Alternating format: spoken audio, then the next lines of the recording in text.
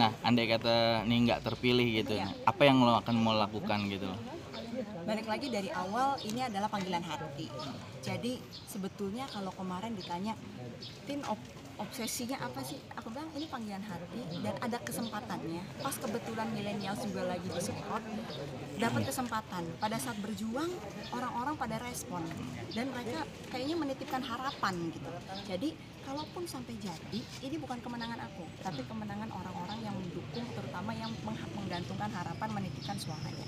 Tapi kalau sampai enggak, mungkin bukan jalannya di sini, mungkin nggak sekarang, nanti, tapi setidaknya selama ini aku berdoa gitu, aku pengen berguna buat banyak orang. Oh, jadi artis hanya bisa menghibur, ya ini aku punya two ways communication, platformnya jelas, konstituennya ada, jadi aku bisa bantu lebih banyak orang semampunya aku, maksimalnya gitu loh. Oke, pengalaman terjun di dapil kemarin, apa sih permasalahan yang mungkin membuat Tina akan segera diatasi? Permasalahan nomor satu adalah kalau di sini sebenarnya kayak kita di Kelapa Gading, masalahnya cuma keamanan, kenyamanan itu aja, kayak misalnya masih banjir lah apa kadang-kadang gitu. Jadi petugas petugas kebersihan, terus petugas untuk dewan air dan lain-lain itu ya harus lebih rapat lah gitu, dinas-dinasnya yang terkait juga. Tapi kalau di Cilincing Koja memang infrastruktur, masalah pekerjaan, masalah anak-anak yang memang pendidikan, masalah kesehatan itu masih banyak. Karena juga kayak kemarin di Cilincing yang gue turun nih ya, betul-betul masih ini sampah semua atau segala macam itu memang masih belum layak. Jadi apalagi sekarang juga dengan program-programnya Pak Jokowi yang sudah ada, mudah-mudahan beliau terpilih dan program-programnya semua bisa jalan, itu kita bisa distribusi sampai bawah, grassroots intinya itu. Jadi karena wakil rakyat itu kan mengitukan aspirasi ya. Jadi ini program-program yang sudah ada secara nasional kita harus distribusikan sampai bawah, dan memang kita sebagai wakil rakyat nantinya kalau bisa terpilih itu kita memfasilitasi. Itu keluhannya apa? Kita panggil dinas terkait dan juga badan-badan terkait untuk sama-sama mengkaji peraturan dan juga anggaran yang sesuai untuk itu. Tina, selama kamu kampanye ada cerita menarik gak? Menariknya sih serunya banyak ya, suka dukanya. Jadi ya kayak udah nangis bareng sama tim lah, terus tuh ketawa-ketawa, ya udah marah-marah terakhir tuh udah kayak wah kayak gitu. Terus ya pokoknya seru, diganggu-ganggunya juga banyak, yang APK dirobekin apa segala macam. Iya, terus udah gitu juga pernah waktu itu ditolak gara-gara, bukan ditolak sih sebenarnya, kalau kemarin kan kita kadang-kadang ke public figure kemana aja nyanyi orang heboh seneng gitu ya.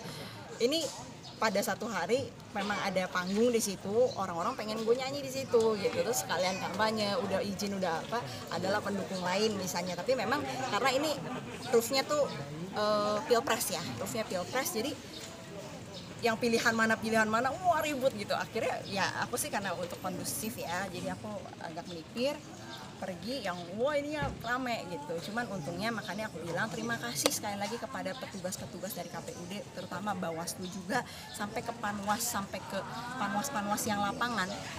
Makanya kalau kadang-kadang ya kalau caleg-caleg yang nakal atau apa gitu, kalau Panwas tuh bete gitu. Kalau aku justru terima kasih telah dilindungi. Jadi banyak sekali yang melindungi dalam hal hak kita sebagai caleg apa. Tapi memang saya dari awal berkomitmen sama tim juga bahwa kita tidak mau ada pelanggaran gitu. Ya pelanggaran sekecil apapun kita jangan sampai lakukan. Kalau sampai ada miss atau apa, makanya kan selalu kalau sebelum izin itu tugasnya apa, untuk apa sih? Misalnya, Tin nggak boleh lo sebenarnya kayak gini. Oh oke, gue nggak lakukan gitu. Tapi kalau di lapangan misalnya di hak kita misalnya harusnya boleh masuk tempat ini ternyata nggak boleh, nah ya udah.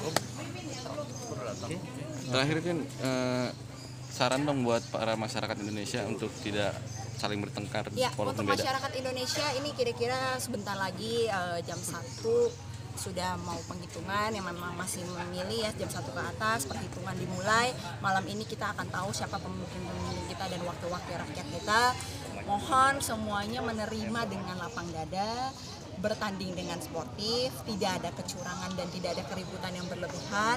Ini adalah pesta demokrasi, kita syukuri ini karena kita sebagai warga Indonesia bisa menyumbangkan suara kita. Itu yang harus diingat. Dan balik lagi, nggak ada gunanya ribut.